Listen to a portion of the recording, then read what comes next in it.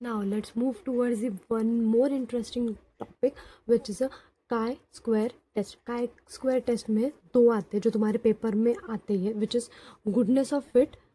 Goodness of fit इसके under रहता है, और एक इंडिपेंडेंस टेस्ट करके आता है, independence test. Okay, so both are important. Goodness of fit under chi square testing और independence test under chi square test. So सबसे पहले समझते हैं what is chi square test. Chi square test मतलब क्या होता है, एक टेस्ट है ये to check whether there is a relationship between two categorical variable.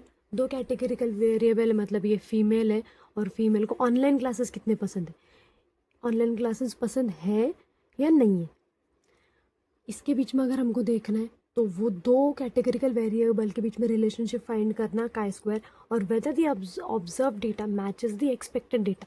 ये दोनों चीज़ फाइंड करने के लिए हम क्या करते हैं, काई स्क्वायर टेस्टिंग करते हैं. ये नॉर्मल टेस्टिंग की तरह ही है. दो चीज़ें इसमें से देखते हैं, टू कैटेगरिकल वेरिएबल, इनमें कोई ये दोनों इंडिपेंडेंट है या डिपेंडेंट है, और ऊपर से ऑब्जर्व डेटा मैच करता है क्या जो एक्सपेक्टेड डेटा है उससे. हम लोग when do we use the chi square test, कब यूज़ करते हैं काई स्क्वायर. काई स्क्वायर टेस्ट तब भी यूज़ होता है और स्पेशल यूज़ होता है कैटेगरीज ऑफ डेटा. मतलब क्या, जेंडर, जेंडर में क्या होता है, male female.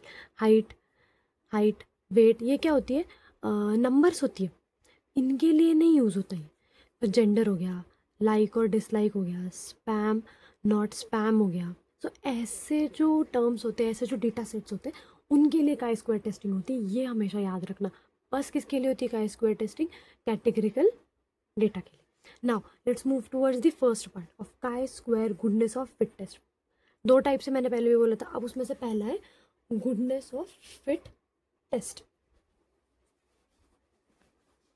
Goodness of fit test में ना क्या होता है, सिंपली मैं बताती हूँ. गुडनेस ऑफ फिट कि जो हमारा ऑब्जर्व डेटा है ना, वो अच्छे से जो जो हमने ऑब्जर्व किया हुआ है, हमने उसमें कुछ ना कुछ कोडिंग वीडिंग करा के सब ऑब्जर्व किया है. अब ये वाला डेटा जो हमारे एक्चुअल डेटा में, जो एक्चुअल आउटपुट है उसमें फिट हो रहा है क्या, फिट हो रहा है, फिट बैठ रहा है क्या, ये देखते हैं. इसलिए इसको क्या बोलते हैं, गुडनेस ऑफ फिट. कितने अच्छे से वो डेटा उसमें बैठ रहा है. The chi-square goodness of fit test is a statistical test used to check whether the data we observe, जो डेटा हमने ऑब्जर्व किया, matches the data we expect.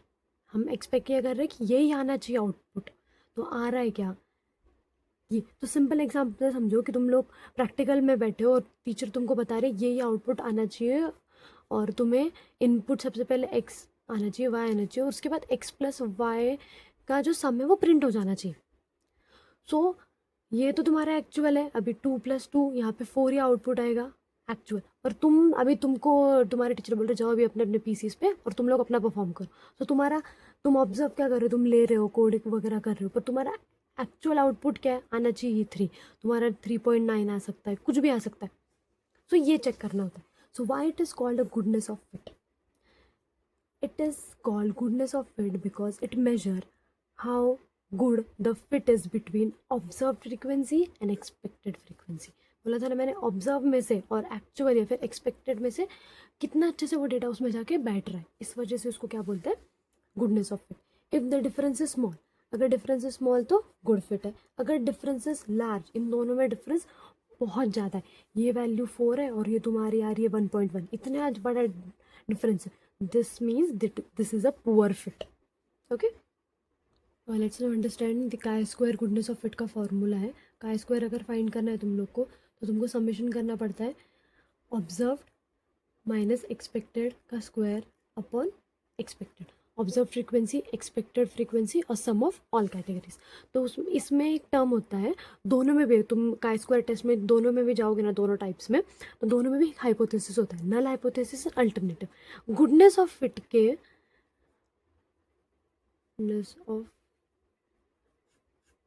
के नल हाइपोथेसिस का मतलब क्या होता है, observe data follows expected distribution.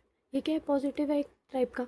मतलब ऑब्जर्व जो डेटा है, ऑब्जर्व जो डेटा है वो बराबर है किसके, एक्सपेक्टेड डेटा के. This is what a null hypothesis से. ये हमने एक स्टेटमेंट ऑलरेडी दे दी कि अगर ऐसा हुआ, ऑब्जर्व्ड वैल्यू अगर एक्सपेक्टेड वैल्यू के बराबर है, then it is a null hypothesis. और अल्टरनेटिव हाइपोथेसिस मतलब क्या, ऑब्जर्व डेटा है वो does not follow the expected distribution. Distribution, this is what. तो हमको फाइंड करना पड़ता है कि पापा जो हमारी स्टेटमेंट है, जो हम स्टेप्स फॉलो कर रहे हैं, वो नल हाइपोथेसिस में बैठ रहा है या अल्टरनेटिव हाइपोथेसिस में। सो इसके जो बेसिकली एग्जाम में जो तुम्हें स्टेप्स परफॉर्म करने होते हैं वो ऐसे करने होते हैं। Steps to perform the chi square test, right null hypothesis and alternative hypothesis. सबसे पहले ये डिफाइन कर लो नल और alternative. Calculate expected frequency, E find कर लो एक्सपेक्टेड फ्रीक्वेंसी। एक्चुअल तो पता है हम लोग को ऑलरेडी, एक्चुअल पता करने की ज़रूरत ही नहीं है। एक्सपेक्टेड फ्रीक्वेंसी कैलकुलेट करो, फाइंड ओ माइनस ई, स्क्वायर करो इनका, देन डिवाइड बाई ई करो, मतलब ये फॉर्मूला। पहले ई फाइंड करो, उसमें से ओ माइनस से ई माइनस करो, देन इसका स्क्वायर करो, देन डिवाइड बाई ई करो, and add all values to get a chi-square. With a simple example, let's now understand. यहाँ पे एक एग्जाम्पल है कि एक डाइस है जिसको हमने 60 टाइम्स क्या किया है, फेंका है, और ऑब्जर्व किया है कि 1 2 3 4 5 6 इसमें से कौन कितनी बार है। 1 8 बार आया है, 2 10 बार आया है, 3 9 बार आया, ऐसा सब ऑब्जर्व कर लिया। अभी देखो स्टेप 1, एक्सपेक्टेड फ्रीक्वेंसी ये करो। अभी एक्सपेक्टेड फ्रीक्वेंसी मैंने क्या बोला था कि कितने बार डाइस थ्रो किया है, 60 टाइम्स, और है कितने possible outcomes, 6। Then the expected frequency would be 6, expected frequency would be 10। E कितना आ गया फॉर ऑल 10 आ। Okay, now chi square table बना दो। ऑब्जर्व फ्रीक्वेंसी क्या है, यहाँ पे हमने ऑब्जर्व फ्रीक्वेंसी की थी कि 1 कितनी बार आया है, 2 कितनी बार आया है, तो ये वाला जो है वो यहाँ पे लिख दो, 8 10 9 11 12 एंड 10। अभी ई कैलकुलेट किया है, ई सबके लिए क्या हो गया, सिमिलर हो गया 10, देन 10 10 10 10 10। नाउ हमें क्या करना था, ओ माइनस ई, इस फॉर्मूले से चलना है ना हमको। Chi square is equals to O minus E का square then divide by E. तो सबसे पहले हम क्या करेंगे, observed minus expected, observe minus expected कर लिया fine, then O minus E का स्क्वायर फाइंड करना है, स्क्वायर फाइंड कर लिया। अब O minus E divided by E, ये भी फाइंड कर लो, हो गया। सो ये वाले वैल्यूज अब आ गए। देन इसको क्या करना है, काई स्क्वायर के लिए सबमिशन करना था ऑब्वियसली बस सबका। तो ये सबका 0.4 प्लस 0 प्लस 0.1, ये जो है वो काई स्क्वायर से तुम फाइन सबका प्लस करो, the overall comes to be 1.0. So the now conclusion is, since the chi-square value is small, इसकी वैल्यू क्या है, small, the difference between observed and expected value is small. There, since the chi-square value क्या है, small आ गई है, छोटी आ गई chi-square value 1.0. So इसके वजह से क्या है, null hypothesis is accepted and the dice is fair. Okay, so this was all about the chi-square test के अंदर जो हमने देखा goodness of fit. अभी नेक्स्ट वीडियो में हम लोग देखेंगे व्हाट इज इंडिपेंडेंस टेस्ट।